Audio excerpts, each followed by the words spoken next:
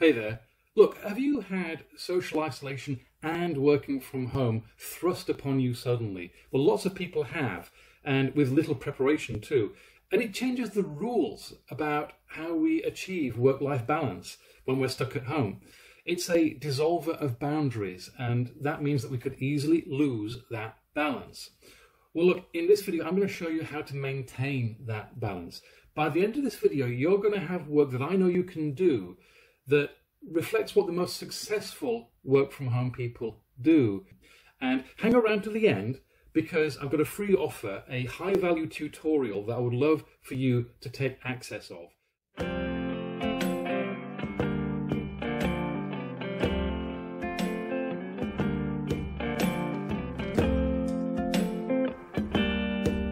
Now, my name's Steve, and I'm a professional coach and trainer. I coach professional people like you to combine personal brilliance with mental clarity and unshakable emotional wellness. For the best ideas and practices in that theme, then please subscribe to my channel and don't forget to click the notifications bell so that you'll know when new content arrives. Now, when I worked in a senior managing consultant role in a global Fortune 50 corporation, I worked from home for several years on a full-time basis.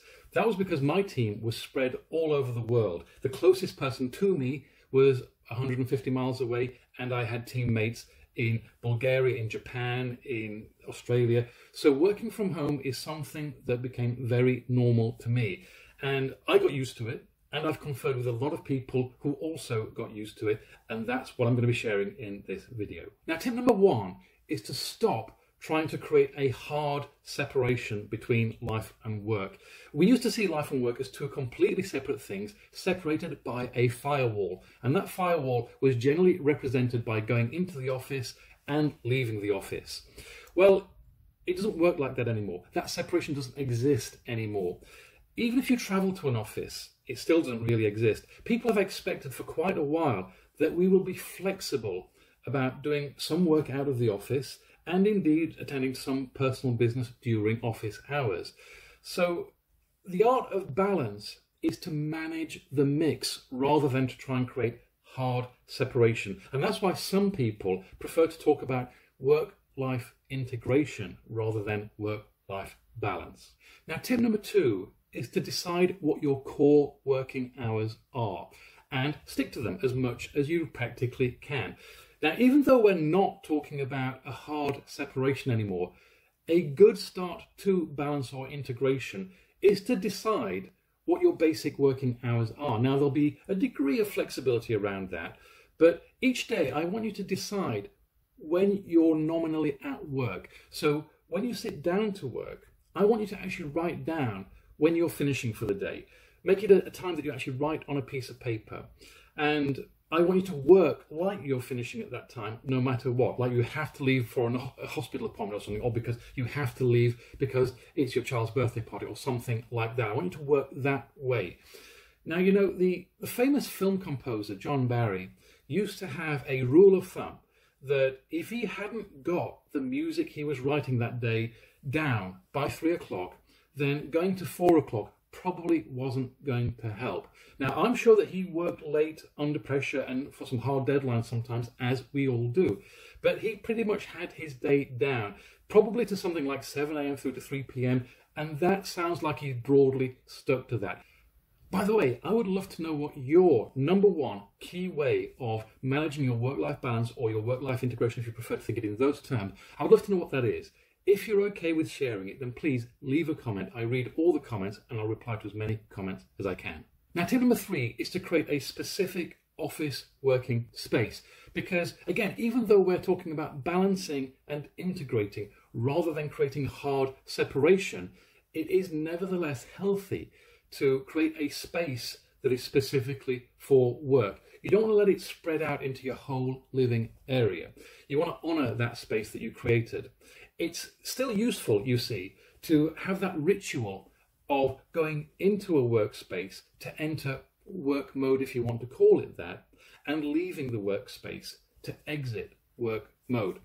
Now, you know, the famous author, Roald Dahl, he used to have a small outbuilding in his garden that he'd take a flask of tea in the morning, and he would go into that room and he would shut his door, and that was his working space. Now, you probably don't actually have an outbuilding in your garden, but I raised that to give an example of how a famous person created a specific working space in his home environment. Now, tip number 4 is to keep that workspace organized. Now, when I start work in the morning, I don't want to have a long ritual of getting papers out and laying them out and recreating my physical space all over again.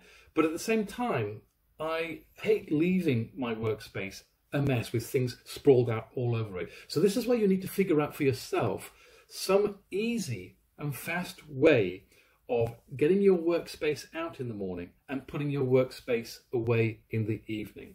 Now, tip number 5 is to spin home plates with work plates. Now, when I talk about spinning plates, you know what I mean, right? The performer would go around and he'd have a stick and he'd put a plate on it, he'd spin it around, and then he'd go and spin another plate, and then he'd go and spin another plate, and he would keep working around to make sure that the plates don't fall off. That's the metaphor that I'm invoking here.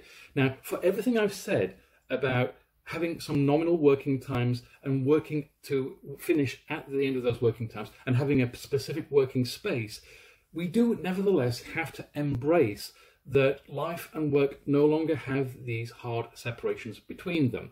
And this is my key tip to you. One of the best ways to embrace that integration and balance rather than hard separation is to take short, frequent breaks from your work and do that to spin some plate in your home life. For example, you've worked for an hour, it's time for you to get up, because you should take regular, frequent breaks. Get up and take a short break, and maybe exit your working space and put a lot of washing in the washing machine and switch it on, and then come back and do a bit more work. And then when it's time for you to take your next get up and move around break, get up, leave the workspace, go and get the washing out.